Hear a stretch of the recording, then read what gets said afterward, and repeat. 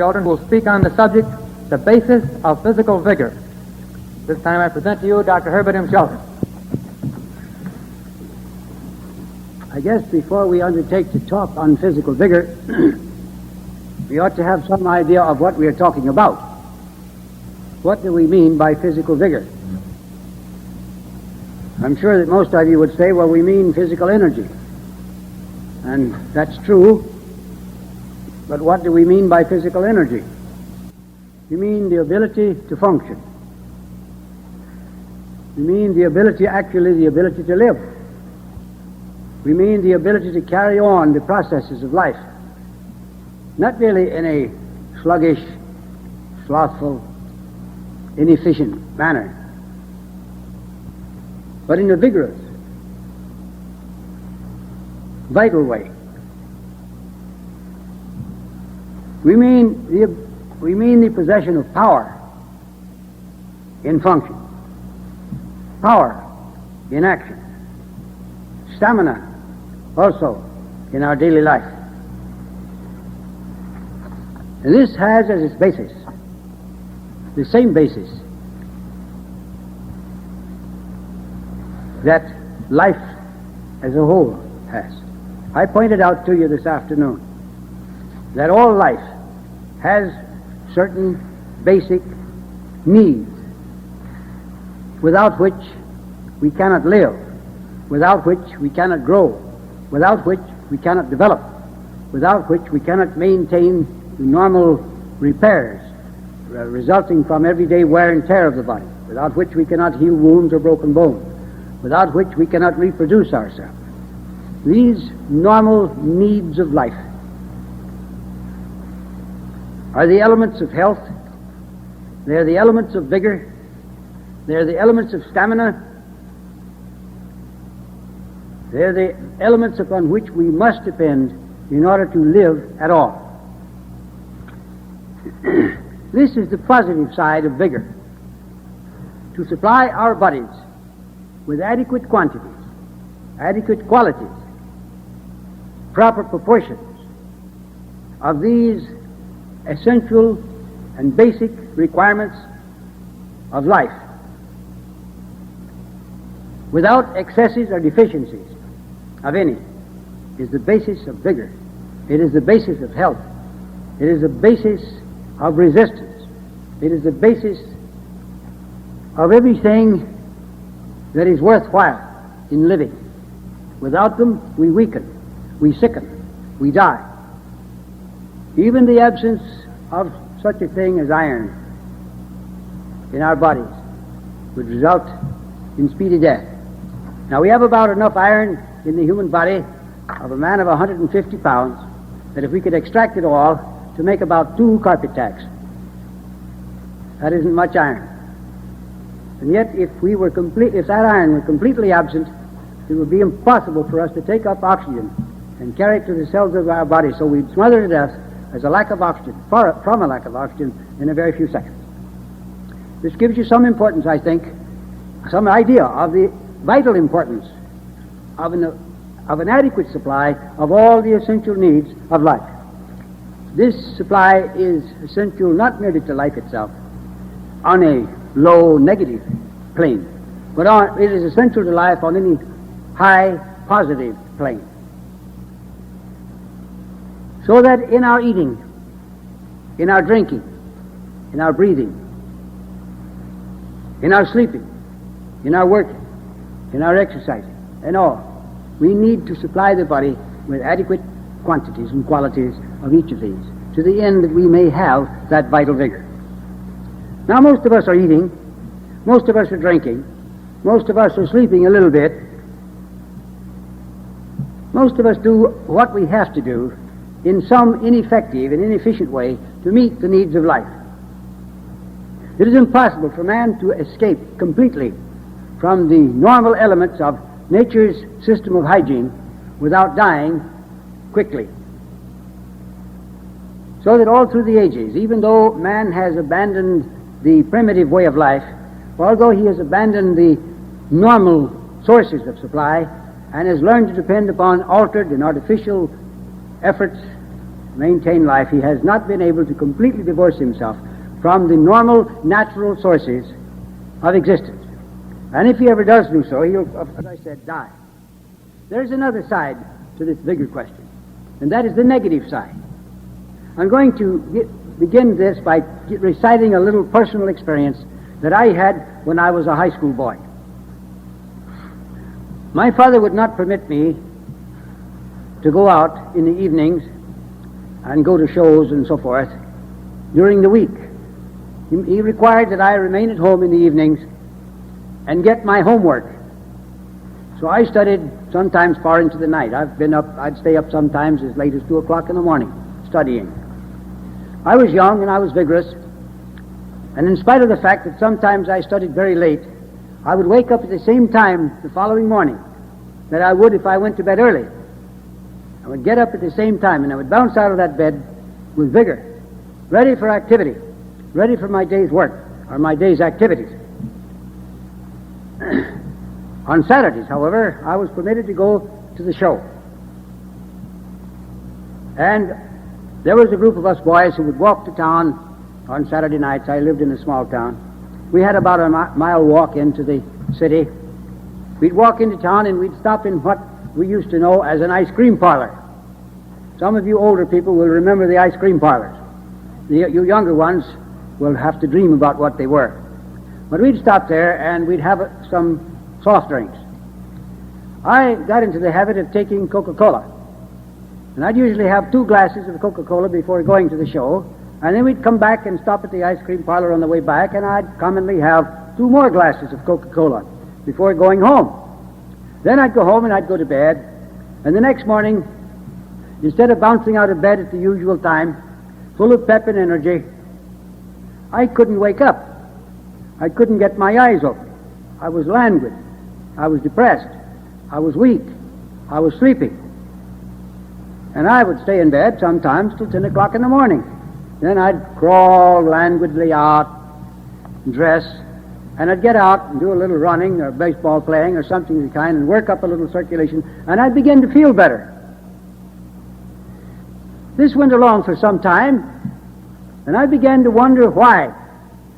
Why is it that on Sunday morning I feel this way? Why can't I get out of bed on Sunday mornings with the same pep, the same energy, the same enthusiasm, and the same desire to be active that I do on other mornings in the week?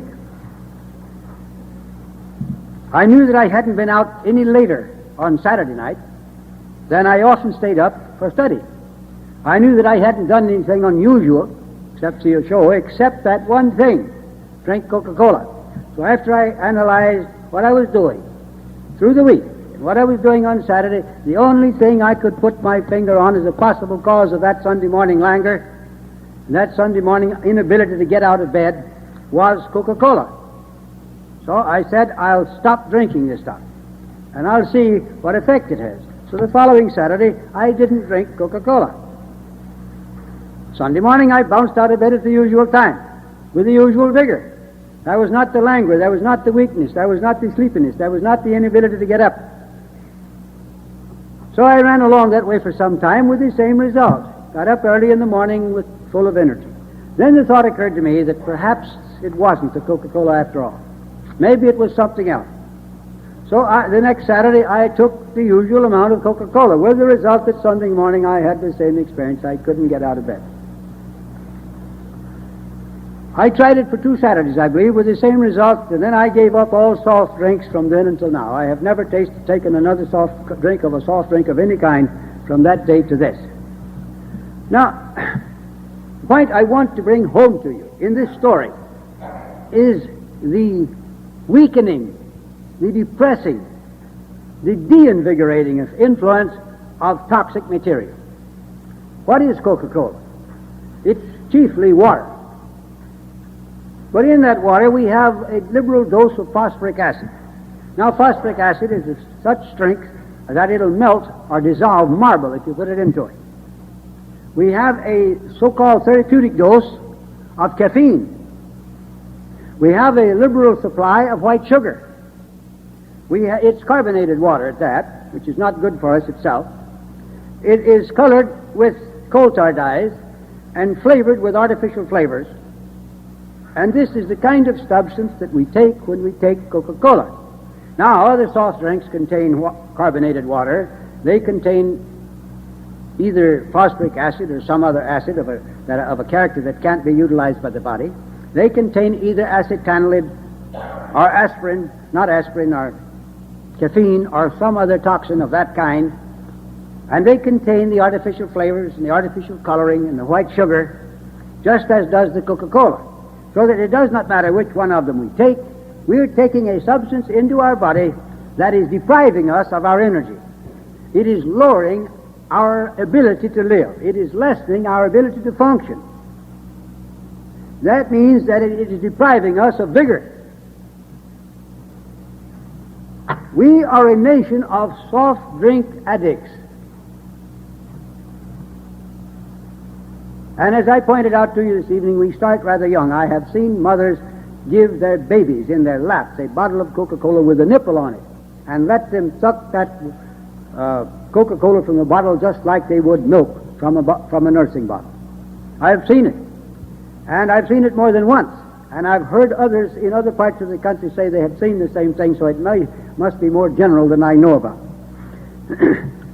We begin this poisoning of ourselves at a rather early age. Now, this soft drink habit is not the only one that we have. We start early with tea and coffee. We start early with tobacco. We start early with other poisons. And they all rob us of vigor. They are all poison. Now, what is a poison? First, let us define a food.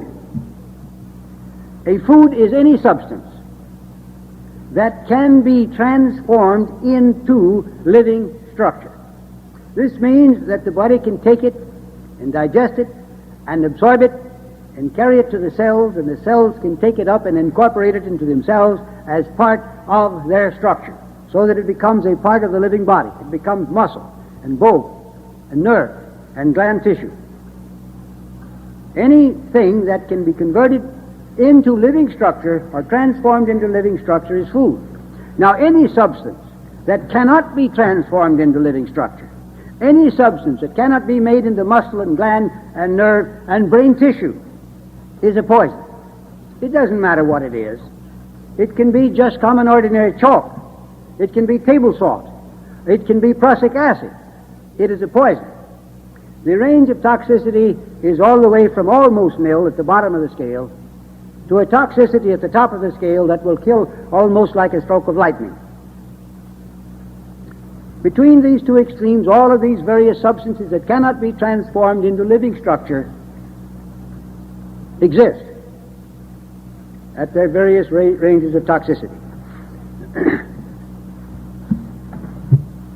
If you take a substance into your body that cannot be transformed into living structure, it must be eliminated. It must be expelled. It must be extruded in some way or other. And this is done at great expense to the body, at great expense, in most cases, to its energy, at great expense to some of its substances and structures in other cases. When you take these things, you undergo a fight, a battle. You take the Coca-Cola, the pause that refreshes, and it is a so-called stimulant. Now, stimulation is nothing in the world except irritation. It is excitement. And it is the excitement and stimulation of resistance. You're very excited. If somebody cries fire at midnight and you jump out of bed and hurriedly throw your trunk out the window and jump out after it, that is a state of excitement. The same kind of excitement with the same kind of expenditure goes on internally when you take poison. You've got to expel it. It means lessening your energy. It means at the same time devoting energies that ought to be used in function to the work of resistance and expulsion. Now, let me give you just a simple illustration of what I mean there. You have a patient here who has eaten a meal, and he is in good condition, and he is digesting his food. The work of digestion is going along nicely, and you give him a so-called emetic. It doesn't matter which drug you use as an emetic that is of that type. You give him a so-called emetic, and in a short time after you give it to him, he starts vomiting. Now, the work of vomiting is to expel the poison, the emetic. But when you begin to vomit, you also suspend the process of digestion. So long as we are compelled to expend our energies in resisting and expelling these substances, we cannot use those energies in carrying on the functions of life. And this is just one of the evils of taking poisons of any kind for any purpose whatsoever. The point I want to bring home to you, however, is that the resistance and the expulsion, the excitement, the irritation means a waste, a dissipation of energy. Now, we have many ways of dissipating our energy, besides our poison habits, of which we have too many. But let's think of the poison habits for just a minute. Our forefathers, as I pointed out to you a long time ago, didn't have any poison habits. Our poison habits were introduced to us by physicians. Alcohol was originally used as a cure for disease. Morphine was originally used as a cure for disease.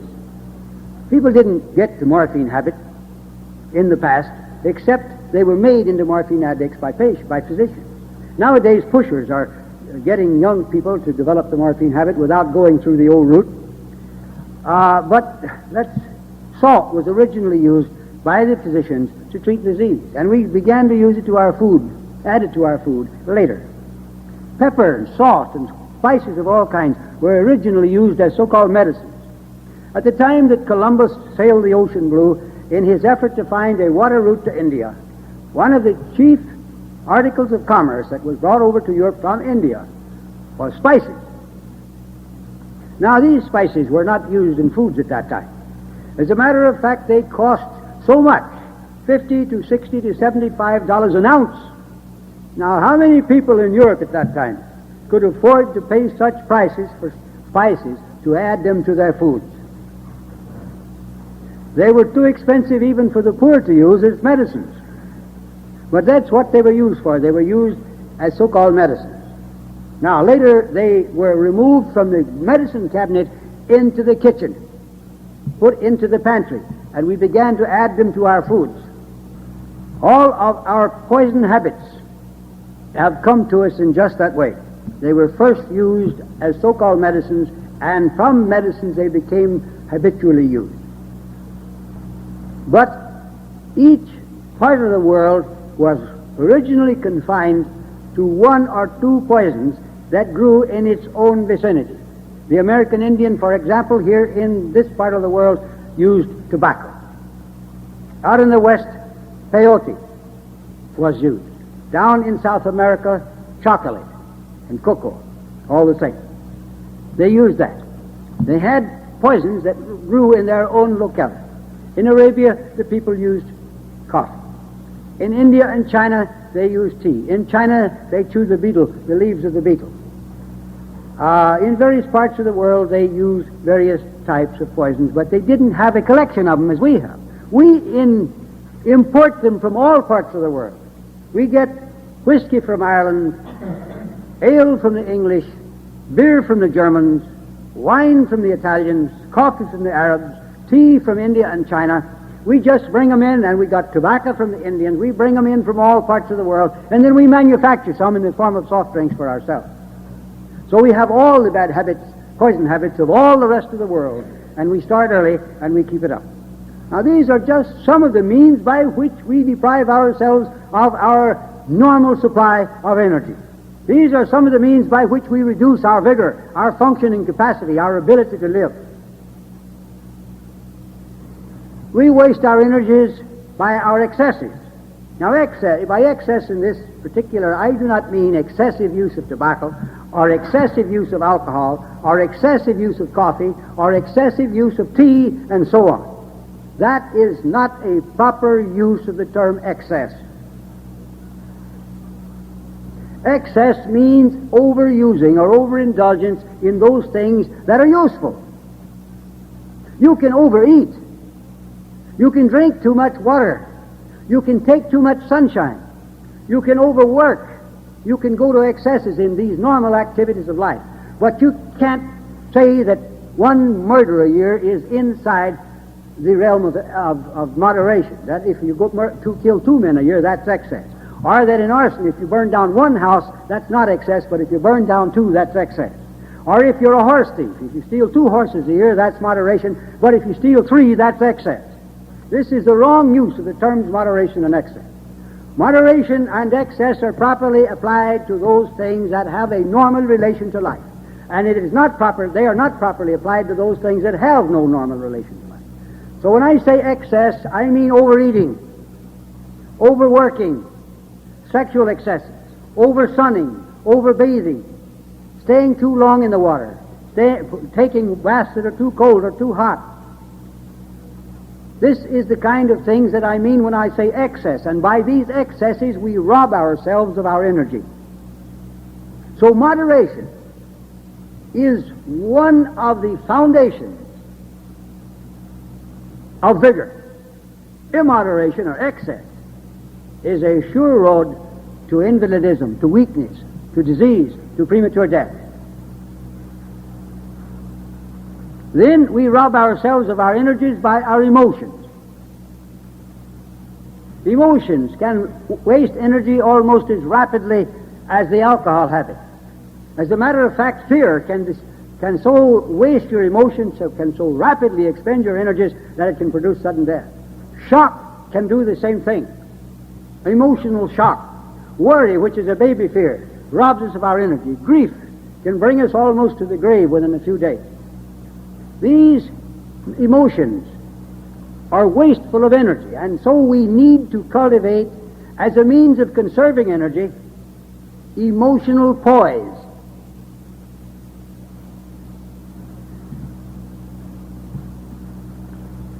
I saw once this incident.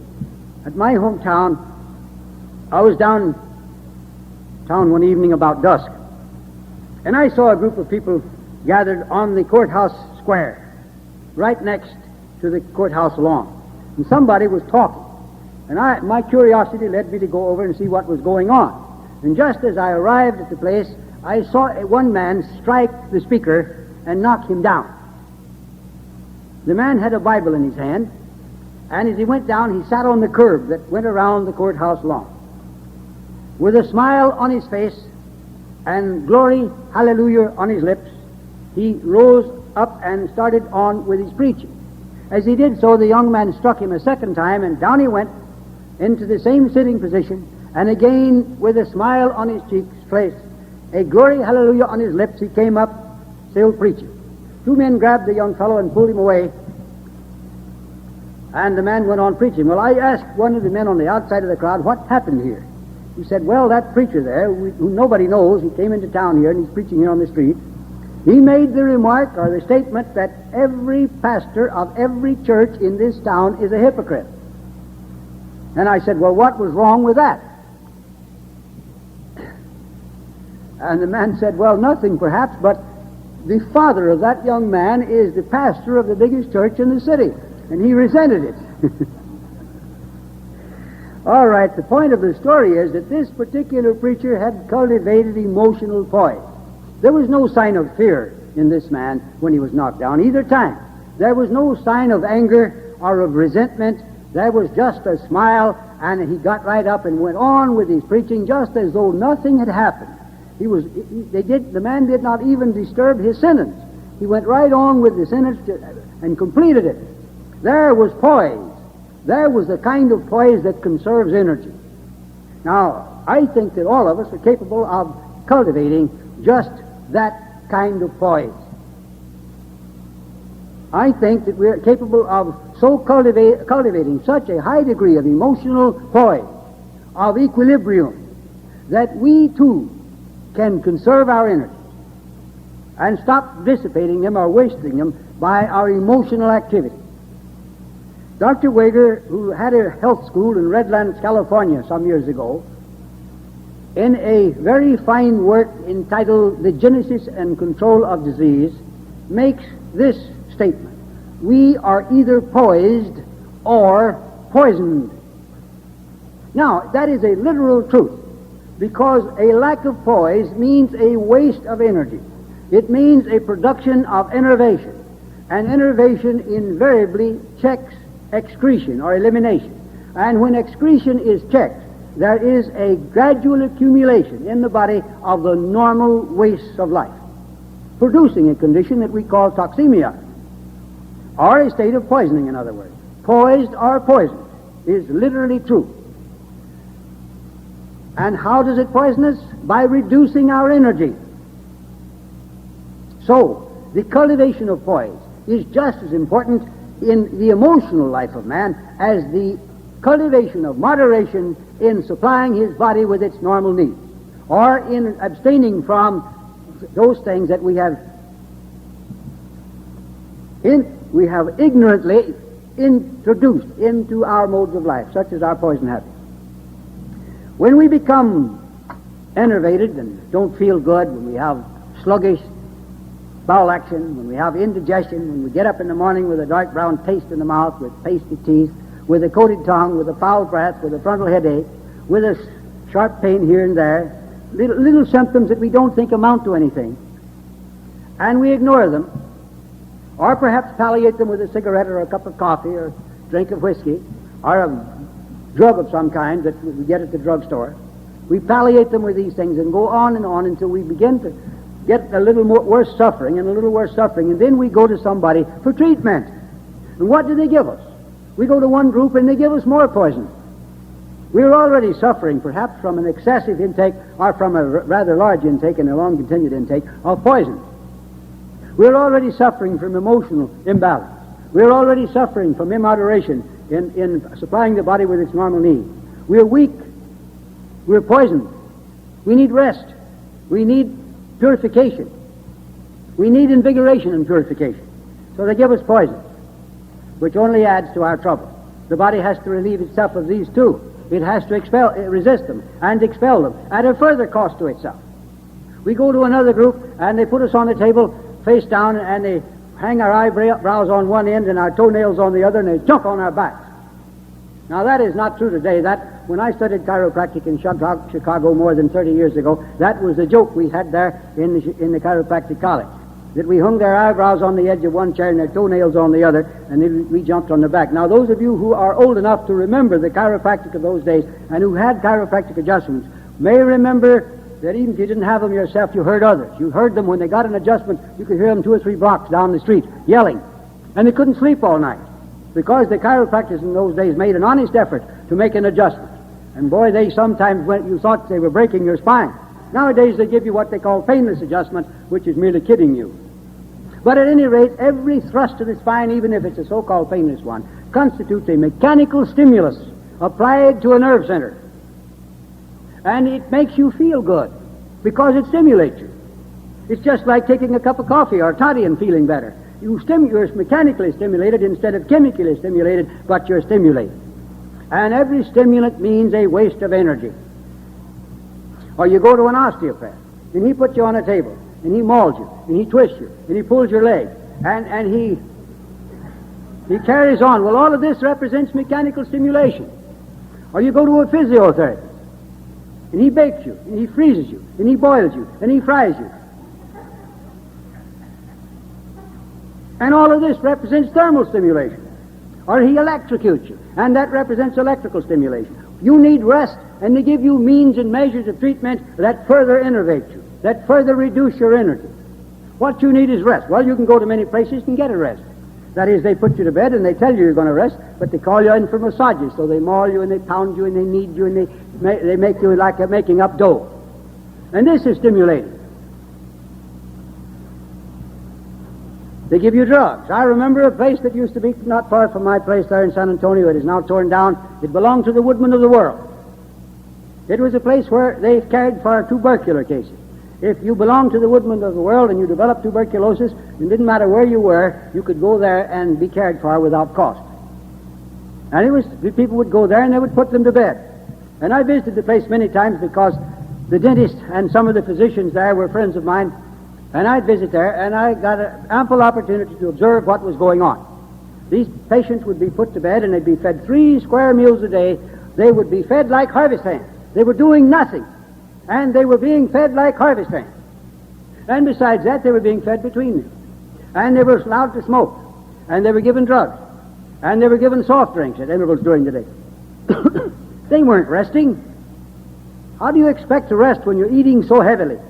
It is estimated that it requires as much energy to digest and to handle in all the ways that the body has to handle 3 square meals a day as it does to do 8 hours of hard physical labor. Now, rest, they were working hard. The time to see how much energy is required in digesting food is when you come off of a fast. You're feeling all right, you've got a certain amount of energy, you've got a certain amount of pep, and you start eating. And immediately you feel tired and weak. And it takes you several days of eating to get to the point where you don't feel that. Energy is required to handle all that great mass, and most of it foodless stuff. They gave them white bread and white sugar, and they gave them canned foods, and they gave them, if they gave them potatoes, it was mashed potatoes. They never thought about giving them a baked potato or a steamed potato in the jacket. And they gave them tea and coffee, and nobody ever got well. In the years I watched the patients in that institution, not a single tubercular patient ever recovered health. Some of them went home, and some of them died, but none of them ever recovered health. They'd go along for a little while, and they'd say, well, now you're getting better. They'd make their tests and they'd x-ray them. You're getting better. Soon we're going to let you out of bed now, and soon we'll let you get her up and walk around, and before you knew it, that soon didn't come. They were collapsing their lungs, or they're opening the lungs and opening the chest and operating on the lungs. They were doing this, that, and the other, but the patients were not getting well. Well, that wasn't resting. Those patients needed rest, but they kept them in bed for long periods of time, sometimes for 2 and 3 and 4 years. Now, rest reaches a point after a while when it becomes rust. There comes a time after a while when you've got to get active again, even if you do have tuberculosis. Exercise is one of the essentials of normal life. It's one of the essentials of vigor. And to put a person to bed and just let him lay there until he rusts out and dies of rust is a ridiculous thing. At the same time he's doing nothing, you're feeding him, stuffing him as though you were trying to fatten him for the market. Hog killing time is soon due, and we want this fellow to be good and fat. We want to make plenty of lard from him. No wonder they don't get well. Now, with this kind of life, stimulant habits, excesses, emotional over-irritation, treatments that are more deadly than the mode of life itself, how do we ever expect to have normal vigor? How do we ever expect to have good health? How do we ever expect to live a normal lifespan? It's just not possible. It's not in the cards. So we don't. How are we then to restore vigor once we have lost it? Well, we come home in the evening after a hard day's work, and we're very tired. What do? We go to the table and we have a good meal, and we go out and we work all night. We come in the morning, we're tired, we have another good meal, and we go out and we work all day, and we just keep on working if we just keep on eating. Is that the way we do it? We're told that we get our energy from our food. So we just keep eating and eating and eating and working and working and working, and we never get tired because we keep replenishing our energy by eating more food. Is that the way we do it? No, it's not. We go to bed and we go to sleep, and even if we don't eat, we wake up the next morning replenished and refurbished and ready for a day of activity. Sleep, rest and sleep are old Mother Nature's grand representative, restorative, and recuperative processes. Rest and sleep are the means by which we restore energy. These are the conditions that are required for the restoration of energy. But of course we've got to stop the expenditure on the one hand. We've got to stop all nerve leaks and then get our rest and sleep. Stimulants don't give us strength. They force us to expend the strength we already have. They leave us weaker, not stronger. And that's the reason we keep returning to them. We take a stimulant, we feel good, we're peppy, we're energetic, and then the stimulant wears off, as we say. It means we've eliminated it, and we feel weak, we feel languid, we feel like I did when I took the Coca-Cola. So how do we remedy a condition like that? We take another stimulant, and now we feel good again. And as soon as that wears off, we feel the same way, so we take another stimulant. So the essence of addiction is the misery that is caused by the prior use of a drug. We take the stimulant to give us again that feeling of strength that the drug has robbed us of. Is it a narcotic we take? Well, take a morphine addict. You take him off his morphine, and he has what they call withdrawal symptoms. Now, he can have this withdrawal symptoms any time of the day or night or any time of the week or month that he stops, because the symptoms are with him all the time. He simply smothers his miseries, his discomforts, his unease, his pains by re-narcotizing his nerve with another dose of the same thing that has caused his misery to start with. There's nothing unusual or new in his withdrawal symptoms. He could have had them last year if he'd have stopped taking his drug even for 1 or 2 doses. But give him a dose of morphine, re-narcotize his nerves, and he's comfortable. He's happy. He's apparently normal. So again, we take the drug to cover the unease, the feeling of weakness, or the feeling of pain and discomfort that were caused by the prior use of the same drug. We're trying to do it the homeopathic way. Like cures like.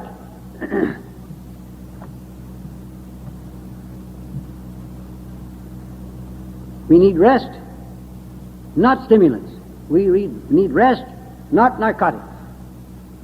I understand that in Russia now they're using what they call the sleep cure. They're giving people drugs to make them unconscious.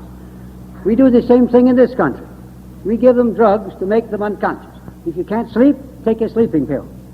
Now, nobody ever goes to sleep when they take a sleeping pill. They become unconscious. They're in a stupor.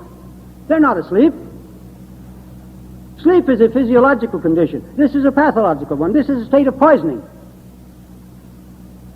You wake up in the morning, and so to say, you regain consciousness. You come out of the stupor, or nearly out.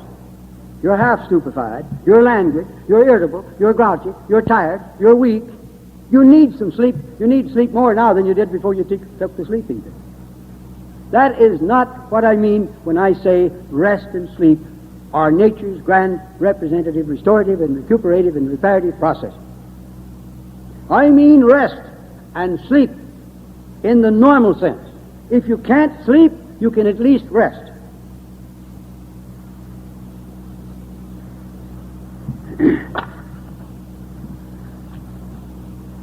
Many times I've found that I was too excited. After a lecture, for example, last night rather, I didn't get to sleep until rather late at night. After a lecture of that kind, you find yourself to be excited, and you just don't fall asleep right away. But I find that if I just relax and lie quiet and not worry about not sleeping, the next morning I'm refreshed and invigorated anyhow. But if we roll and toss and tumble and get up and read and walk the floor and drink milk or eat an apple or an onion or some of the other things that are said to cause us to go to sleep, or if we count sheep or do any of those other silly things or stuff our ears with cotton, the next morning we wake up, we get up, we're still tired, we're not refreshed, we're languid, and we are still in need of sleep. If we learn to relax. Now, it's estimated that in a state of thorough relaxation in sleep, about 6 nerve impulses a minute reach the muscle. In a state of tension in sleep, about 30 nerve impulses a minute reach the same muscle. This shows how much importance we should attach to relaxation. We should learn to relax. We should practice relaxing. We should cultivate the art of relaxation. That is one of the things that we need in order to conserve our energy. Relax, relax, relax.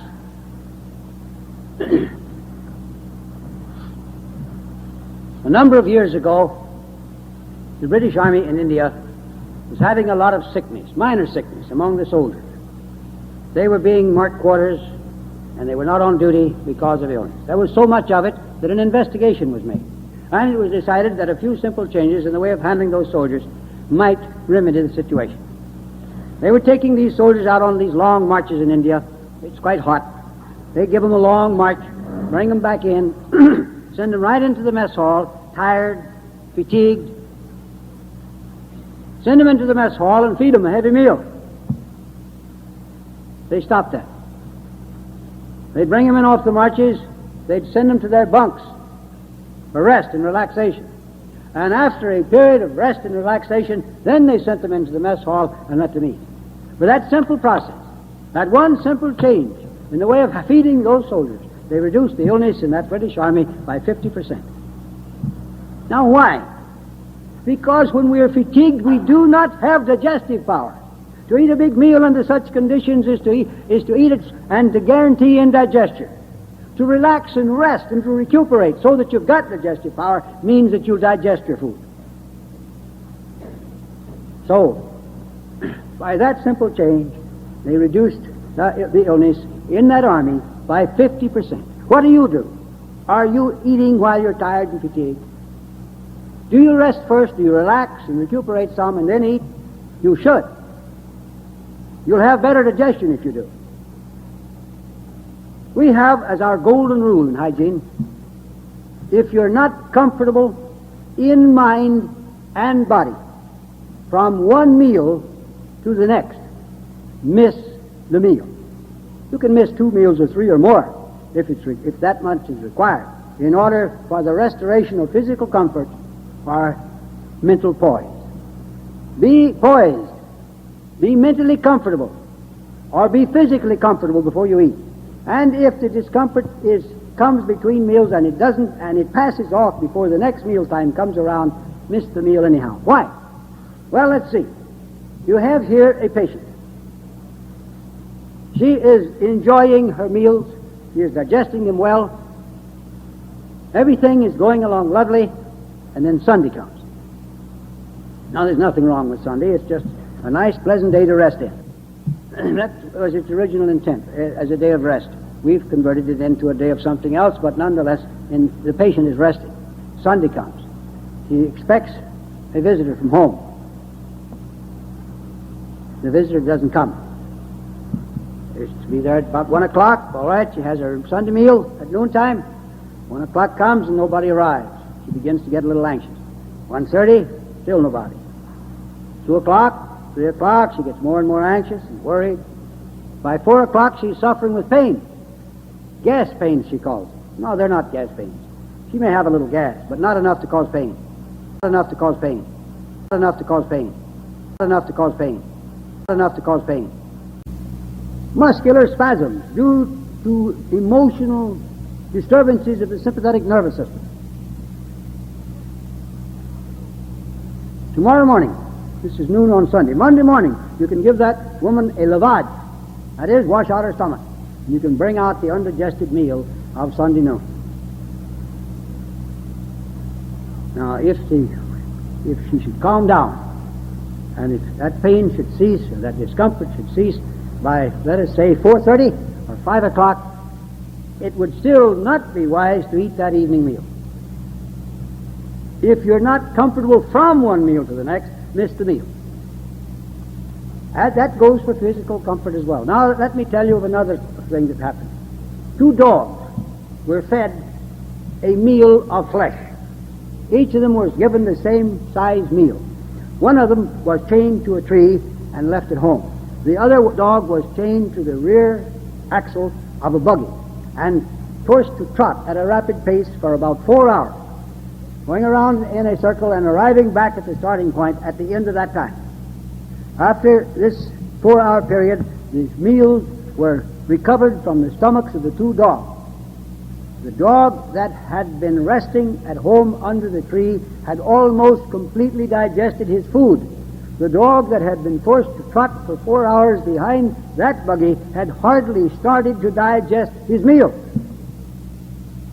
Now, we feel that we can't work through the morning unless we have a big breakfast. And we can't work through the afternoon unless we have a big noon meal. Actually, we don't digest our breakfast because work stops the process of digestion. We don't digest our noon meal because work stops the process of digestion.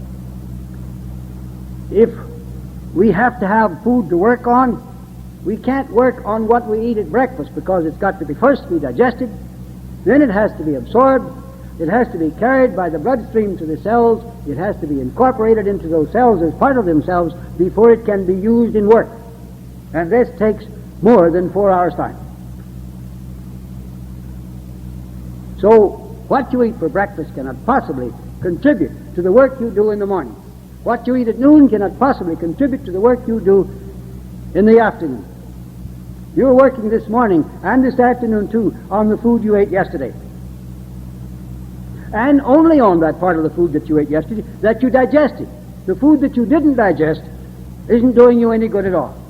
So, to guarantee that you have good digestion, which spells good nutrition, it is essential that you eat under such conditions and in such a way that you guarantee no hindrances to the work of digestion. This is important in the preservation of vigor or in its restoration. Proper eating. Not just proper food, that's very vitally important, but eating under proper conditions. Physical conditions, emotional conditions, and other conditions that guarantee the least hindrance to the work of digestion. This is also one of the reasons that proper combinations of foods are so important. We eat the most haphazard combinations of any people in all history. We mix together more foods at one meal than any people in all history. And we also spend more millions of dollars a year for Alka-Seltzer, Bellans, Tums, and things of that kind than any other people in all history. They're making millions out of us because of our indigestion, when all we need to do is make a few simple changes in our mode of life and in our mode of eating to avoid indigestion. We can save not only what we pay on the drugs, but we can save also on food supplies and on other costs. And we can be better nourished, and we can have greater vigor.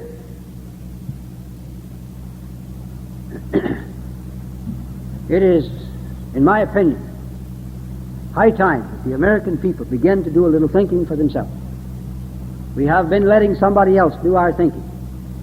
And do you know what they do for you? What they do when they think for you? They don't think for you, they think for themselves. How much can I get out of this poor sucker?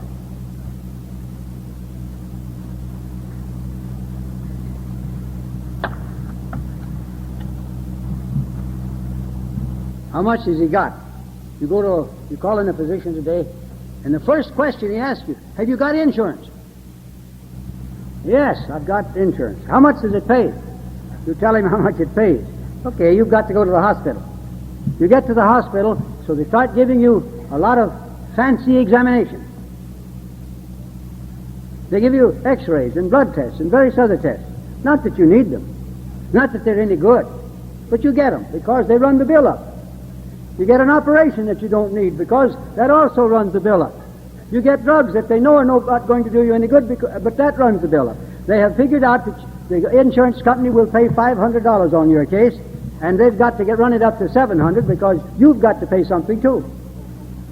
It has become so bad that certain of the insurance companies in Boston and elsewhere are right now operating their own places to care for their insured people, and they're not letting the physicians handle it.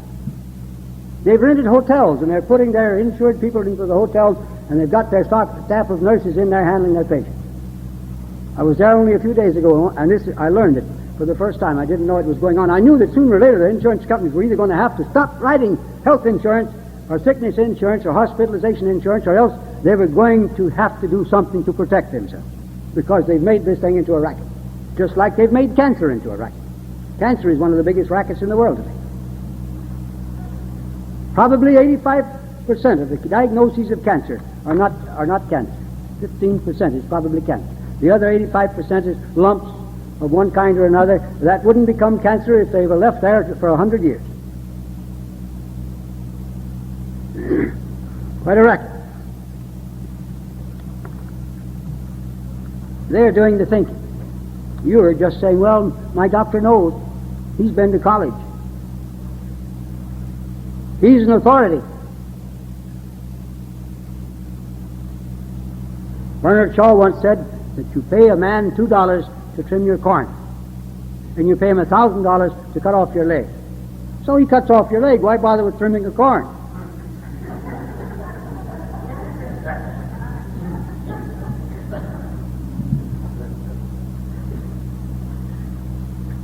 These things are funny in a way, yes, and I don't blame you for laughing, but they're serious, they're tragic.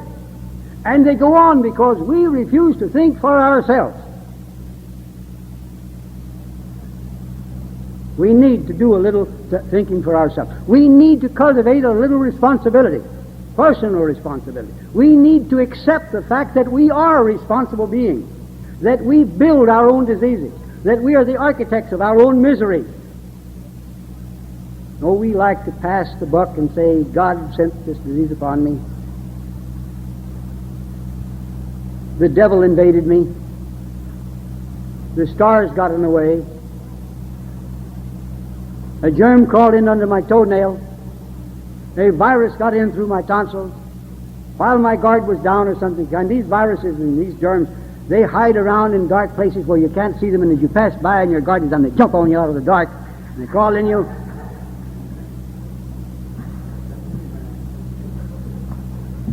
You are in no wise responsible for the fact that you are not a healthy individual. And, of course, you're not responsible for your recovery. Here's a serum, here's a vaccine, here's a pill, here's a shot in the arm. We'll take out your tonsils, we'll pull your teeth, we'll remove your gallbladder. Well, we'll just take you apart piece by piece and consign you to the garbage pail, and that'll restore you to health. And you never stop to think, what are they doing to me? What's wrong with my organs that they have to be taken out? Haven't they any function? Don't they have a purpose? Why are they there if they need to be removed? Now, if it's logical to remove a man's tonsils because he's got inflammation of the tonsils, why don't we remove his heart when he has inflammation of the heart? It's true enough that if you chop off a man's toe to cure corn, he'll never have another corn, not on that toe at least. And if you cut off his head to remove a headache, he'll never again have a headache. But this is not the way to restore people to health. We restore them to health. We restore their vigor. We restore their energy by simple natural processes upon which the health and the energy originally depended. You don't build tissue by anything except by the same means and the same processes with which they were originally built. You grew from a fertilized ovum, which was so small you had to have a microscope to see it, to a full-grown adult man by certain processes, certain histogenic processes that brought you up and produced your heart and your liver and your lungs and your bones and your kidneys and your brain and all parts about you, your skin, your eyes, and so on and so forth, and brought you up to adulthood by those processes. And it is by these same processes and the same materials that those processes used in building you up from ovum to manhood or ovum to womanhood, with which we still build tissue. And there isn't anything else to do it with. And it is these same processes of life that are the ones that are responsible for our production of energy. If we waste our energies, they are the things that restore them. Not something outside of ourselves that somebody can do to us or do for us, or something that we can do for ourselves. Must do for ourselves. Nobody else can rest for you. Nobody else can sleep for you. Nobody else can cease smoking for you. Nobody else can relax for you. Nobody else can exercise for you. Nobody can eat for you. Nobody can do anything. You must do it yourself. That is the reason you are the responsible being. That is the reason you must learn to shoulder your own responsibility and stop trying to put the responsibility somewhere else. It belongs to you. It behooves you then to do a little thinking, to acquire a little knowledge, to be able to guide yourself and not depend on somebody else who's going to think in a way to bring your shekels out of your pocket into his. I remember a number of years ago I was with this New York Evening Graphic. I had a daily column in the Graphic, and I had in the Saturday edition, we didn't have a Sunday edition. We had the magazine section and the rotogravure section on Saturdays. And I used to have full page and sometimes two-page spreads in the Saturday edition dealing with health.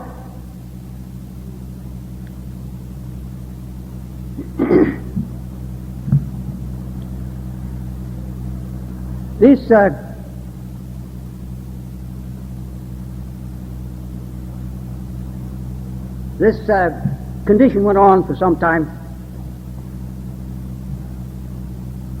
There came a so-called epidemic in Peekskill, New York. It was supposed to be an epidemic of smallpox. Now, what did they have?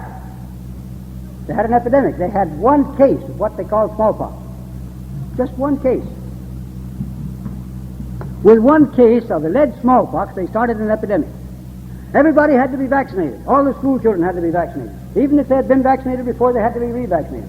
There was a citizens' military training camp just outside the city that year, and all the soldiers, all the boys in the military training camp at least, had to be vaccinated, else they would have to be confined to camp and they couldn't go into town. So they got them all started vaccinating. A child died from vaccination. Well, the child developed tetanus. They gave the cause of death as tetanus. They said that the child had been playing in the garden, and it had gotten garden soil into the site of vaccination, and that was the way the infection started. I challenged that with an article in the Graphic, and I showed from standard medical works and reports of the United States Public Health Service that vaccination itself causes tetanus. I challenged it. I also challenged them to make 100 incisions in my skin in various parts of my body and take garden soil from various parts of that garden and rub it into those incisions to prove that the infection from the garden soil caused the tetanus. And I said there is no smallpox in Peekskill. All they have is a case of ivy poisoning. That was published in the newspaper. Well, the Commissioner of Health in Peekskill came out with a statement in his local paper. First, he wanted to know, who is this Dr. Shelton? What are these initials after his name? They don't mean anything, and initials after names don't count for anything. It's what's in one's head that counts, and I had the facts.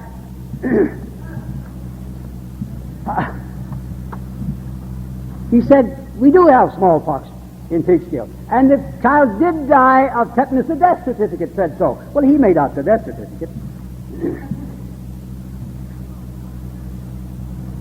But he didn't accept my challenge. He said, we do have smallpox. They only had the one case. About a week later, the New York Times published a story on the front page. The case of smallpox in Peekskill has turned out to be a case of ivy poisoning. I beat him to the scoop by 1 week. He didn't utter a peep. When the Times said it was ivy poisoning, he kept his mouth shut. But when I said it was ivy poisoning, he wanted to know, who is this guy and what right has he to talk? What kind of an authority is he? Now, this is the way they think for us. They think in a way to sell their wares. I remember we sent a man down to Philadelphia in 1926. In 1925, they had a vaccination epidemic in Philadelphia. Now, I didn't say a smallpox epidemic, I said a vaccination epidemic. They worked it up in this way. In the newspapers, they carried, in the Sunday editions of the newspapers, they carried full-page articles each Sunday telling about the ravages of smallpox in the Middle Ages. Now, those ravages of smallpox in the Middle Ages are not only grossly exaggerated, even the amount of smallpox they had in the Middle Ages is grossly exaggerated. In the first place, there was no differential diagnosis at that time. And everything one had, every type of skin eruption, measles, scarlet fever, and various other types of skin eruptions were diagnosed as smallpox. It was not until the time of Sydenham that smallpox was differentiated from scarlet fever and measles. And that alone cut the incidence of smallpox by more than half, just by differentiating the disease. Well, it cut the death rate of smallpox too. But at any rate, they told these stories. In each article, they emphasized the value of vaccination in preventing smallpox. After they thought they had the public well softened up, well brainwashed, they sent out 30 letters. This was done by the H.K. Mulford Company and one or two other companies that were manufacturing vaccines. They sent out 30 letters to 30 selected physicians, and they said, be on the lookout for a case of smallpox. Well, one of them picked up a Negro down in the Negro section that was said to have syphilis, but he diagnosed the case as smallpox. And with this one case, they started an epidemic. And they began vaccinating everybody. Well, in Philadelphia, they used to go in there and rope off an area and put guards all around, and then they'd go from house to house, apartment to apartment, room to room, and they'd look under the beds and they'd look in the closet, so nobody got away. They wouldn't let anybody out until they had the whole section vaccinated.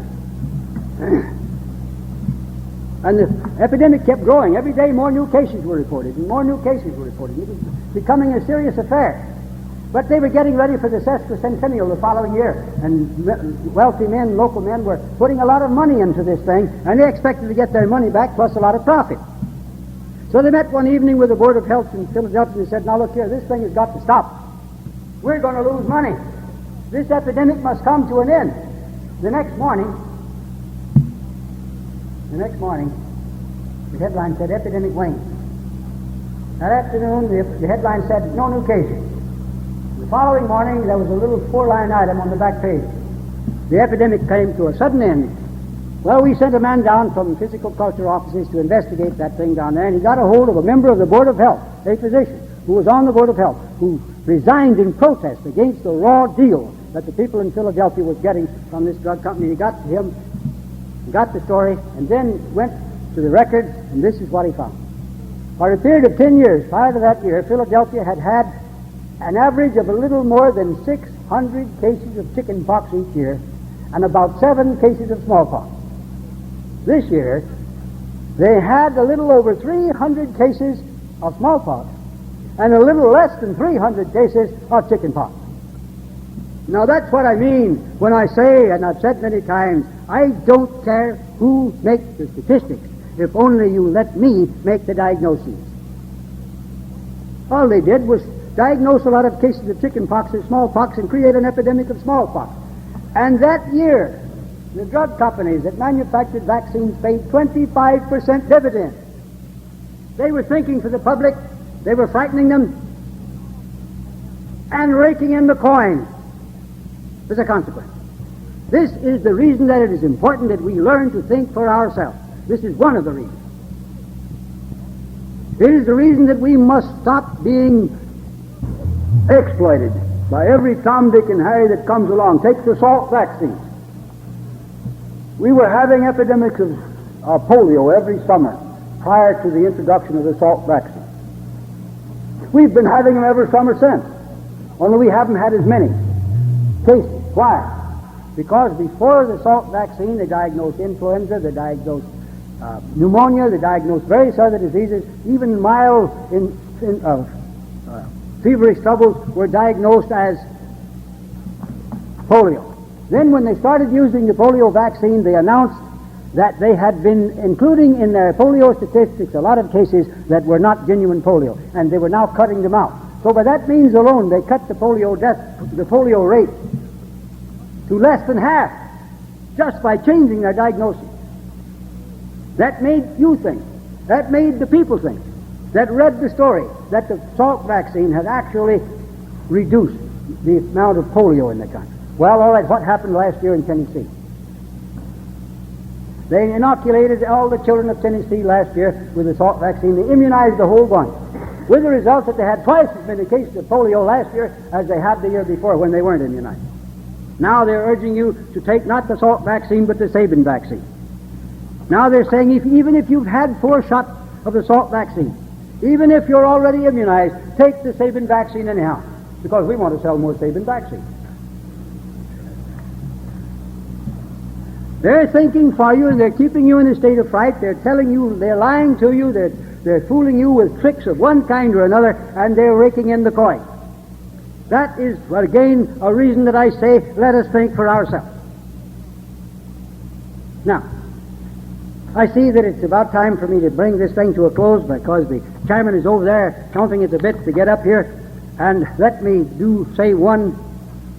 you one little word of advice besides what I've already said before I quit. And we'll have our questions a little later. We need in this country today a strong, well-knit, well-organized, and powerful instrument with which to carry the truth about health, disease, and healing to the people. Not merely to you, but to your neighbors, to your friends, to your families, and even to your enemies. We need to get it into the hands, into the minds of everybody. And only by organized effort can it be done. Mr. Cheatham alone can't do it, and I alone can't do it. We need to get together and do this as a group. And I would urge each of you, if I've said anything at all here this evening that's worthwhile, if I've said anything at all that you can take home and use, if I have given you any truth at all, then I would urge each of you to get behind that truth and help us to promote it. And I would say, give Mr. Cheatham your support and your cooperation. Let's build in this country a mighty force that will not only give the people the truth about health, disease, and healing, but that will stop the merciless exploitation of the sufferings and the miseries of our people.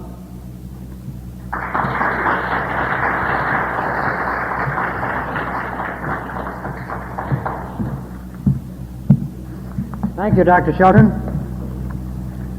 Well, those that were here this afternoon, I'm sure, found this message most interesting as well, and Those that have heard Dr. Shelton for the first time, I'm sure will remember this message for quite some time. I know the first lecture on natural hygiene that I heard was in Chicago. Well, it was in Detroit a number of years ago, and of course I had gone through this evolutionary period, and at that time I know I went home and I had a number of all of these tablets and all that. When I got home that night, I threw away about $300 worth of various things that I had accumulated with the thought of helping myself. Remember one bottle of tablets that I'd gotten especially for my wife, amino acids and so on. $28 I paid for it. I didn't just throw them out. I just took them all the way out into the alley and dumped them in the garbage can because I felt that strongly that here was at last the truth. I no longer had to depend upon someone else to help me. But all I had to do is to find the truth for myself, and that's the thing that is so wonderful about natural hygiene, is that it provides the answer for you. Now, Dr. Shelton will answer any question that you have. If you do not have paper, if you'll raise your hand, the young lady will be glad to provide you with paper to write out your questions on. The question, as royal jelly is a most natural food, if it is proven to help humans, would you recommend it? It is now proved good for burns and sores. Royal jelly is the finest food in the world for the developing queen bee. If any of you want to be queen bees, I recommend it very highly. But the idea that it is a cure or a salve for sores and burns is just the old drug idea brought over into the realm of nutrition, and it's a false idea. I have been a hygienist for 4 years, and I still vomit every time I fast, which is about every 2 or 3 months, and I still feel terrible even on a short fast as long as I can stand it. You really need a longer fast than you have taken, and you need to go through that period of vomiting. It lasts sometimes only 1 day, sometimes 2 days, sometimes 3 days, sometimes a week, even in some cases as much as 2 weeks. It's very annoying, it's very distressing. At the beginning you think you're going to die, you're afraid you are, and after a few days you're afraid you're not going to die, but you don't. It's a good cleaning out process. It's a process of elimination. The liver is working overtime and throwing out an enormous amount of waste matter, and it's beneficial to go through it. Please explain if dairy products and eggs are necessary for good nourishment. No, they're not necessary. After a child is weaned at the normal weaning period, there is no longer any need at all that it ever take milk. Now, this doesn't mean that you cannot take milk if you want to. It doesn't mean that it doesn't have food value. It means that it's not necessary. It can be dispensed with. Other food can take its place. Milk is provided for the young animal during a certain period of its development, after which it is weaned, and thereafter never has milk again. Now, the dairy industry, with the help of the medical profession, has taught us that we are never to be weaned, that we are to remain sucklings all our lives. Even if we live to be 90 or 100, we must still be nurslings.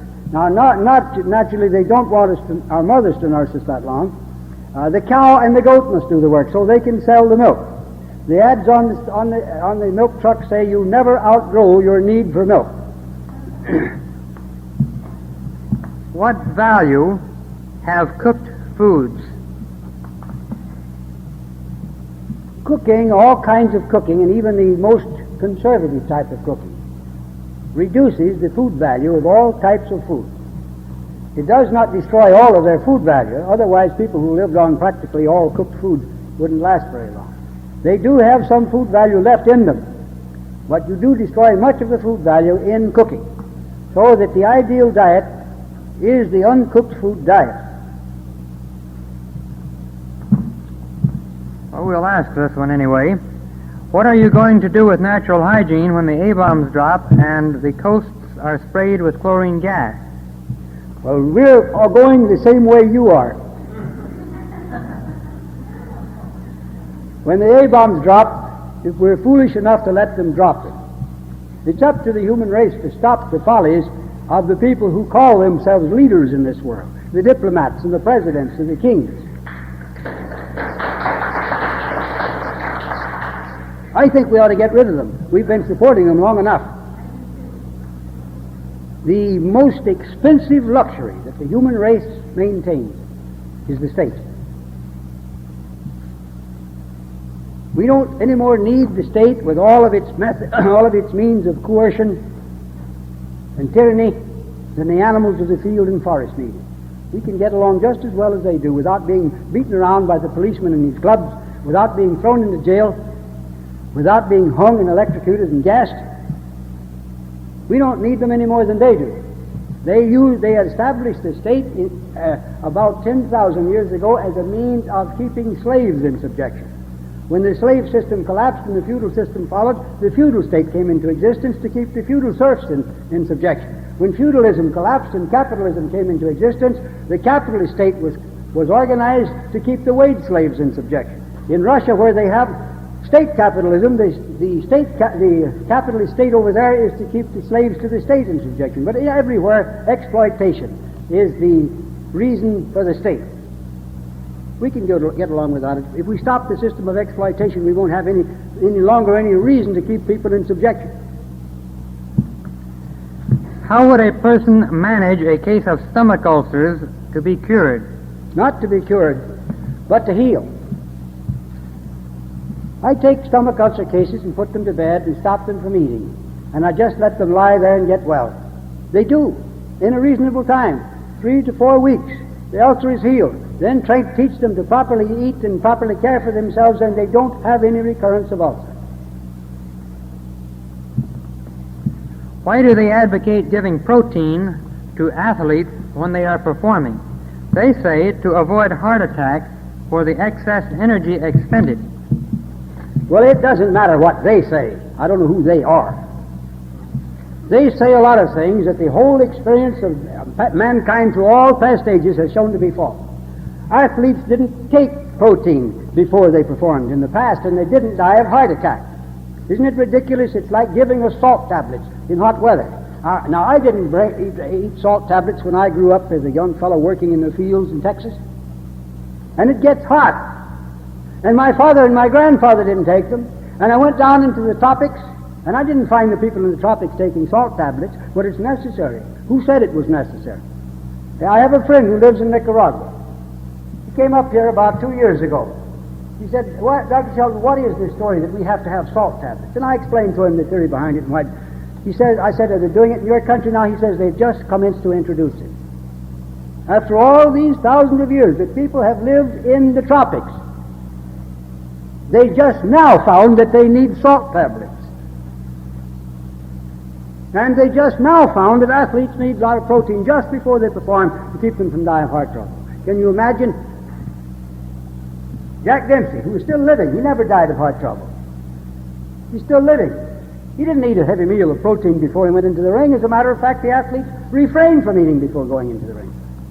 They refrained from eating before going out on the track to run. Can you imagine Murray Rose, the fastest man in the water in the world today, who was brought up as a vegetarian from infancy and who is still a vegetarian and who's beaten everything that the world can throw at him, both at the Olympics and since? Can you imagine Murray Rose having a big meal of protein before he goes in for a swim? He doesn't. I know him.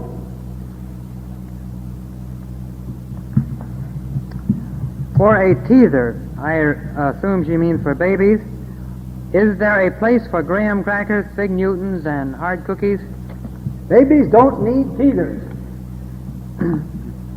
A child should not be given graham crackers, Fig Newtons, and things of that kind between meals because it's cutting its teeth. If a child is properly cared for, if it is properly fed, it will cut its teeth without the slightest pain, without the slightest upset of the stomach, without the slightest inconvenience. You won't even know they're cutting them until they've come through. Is it possible to maintain good health on only fresh fruit and vegetables?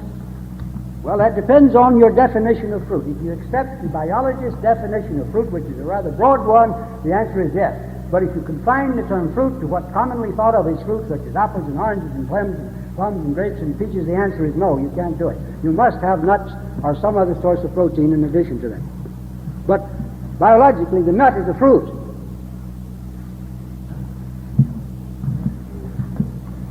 What do you think of a banana diet? Also, same, bananas, I presume, for paracelsus of the bowel. What do you mean by soup milk? Explain a little more fully how much to drink and when. I think by soup milk, whoever asked that question got the wrong impression. I didn't say soup milk. Soup, milk, vegetable juices, fruit juices. I named each item separately. There should be a comma between soup and milk. You know what milk is and you know what soup is, but soup milk, I never heard of it either. I don't blame you for wondering. Banana diet. A number of years ago, I'd say 40 years ago, the banana diet was tried out by a number of athletes as their training diet. Some athletes tried bananas and others ate eggs. And it may surprise you, those of you who believe you have to have a lot of protein. Bananas are a low-protein diet, eggs are a high-protein diet. The athletes who had the banana diet had greater endurance and greater strength than the men who had the egg diet. But now that wasn't the bananas that we're getting today. We haven't had a decent banana in the United States since the opening of World War II. The bananas we get today are pulled so green and they're brought in here. They're so green you can't tell what they are. They look like leaves. They put them in vaults and gas them to make them yellow. They handle them in such a way that they bruise them and they don't ripen. They rot in the center. Every place they're bruised, they rot, and you don't get a decent banana. It's not ripe. It's not sweet. No athlete would be foolish enough to try to train on a banana diet of that kind. What is arthritis? And I believe she means, is it relieved by medicines of acids, hydrochloric, and bicarbonates, and so forth? Arthritis means, literally, it means inflammation of a joint. Now, you can have arthritis as a consequence of inflammation of the joint. You can have arthritis as a consequence of injury to the joint, physical injury, trauma. This would be called arthritis. But what people usually think of as arthritis is so-called rheumatoid arthritis, in which they have enlargement of the joint, inflammation of the joint, distortion of the joint, and so on, and it's more or less progressive. It spreads from one joint to the other, whereas an injury to the knee would injure that one knee and you wouldn't have any trouble in the other. In rheumatoid arthritis, it may develop in one knee and spread to the other knee or to the hip or to the spine or to the spinal part of the neck or to the wrist or some other place in the body. This kind of arthritis, you can relieve pain with various drugs for a short time. This relief is a fiction. You've merely sandbagged your nerves into insensibility. This kind of relief actually makes you worse, but we are a people who have been taught to believe that we want relief, and we are so determined to have relief that we'll die to get it if we have to. So sometimes we kill ourselves in search for relief. The way to get rid of arthritis is to remove its causes. Now, these causes exist in your way of life. They exist in your eating habits, in your smoking habits, in your drinking habits, in your sexual habits, in your emotional habits, and so on. These causes must be removed. They must be corrected. The toxins that have accumulated in your bloodstream must be removed, and this is best done by rest, mental, physical, and physiological. There was a lady here this afternoon who was at my place several years ago. She lived in California at that time. She lives in St. Petersburg now. Her husband was with her at that time. He had arthritis. They both had a fast. The husband was later killed 2 years ago. He was killed in an automobile accident. She and her 2 children are living now with her mother in St. Petersburg. He said, "Do you remember how rapidly my husband recovered from his arthritis?" I said, "Yes, he did. He was there only 5 weeks.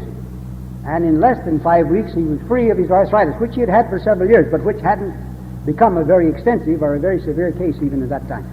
Arthritis can be very severe in a short time, and very much deformity can take place, or it can take years for the same amount of deformity to occur, depending on the patient and his mode of living.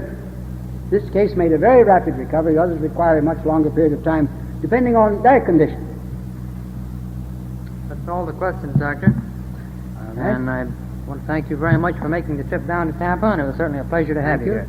And I want to say, in saying goodbye, that I'm happy to have had this opportunity to address you, and I hope you will join with Mr. Cheatham after I leave and help us to carry the truth about health, disease, and healing to the people of these United States. In this locality in particular, it will be your work, and to the world as a whole. Hygiene originally belonged to mankind, and it still does.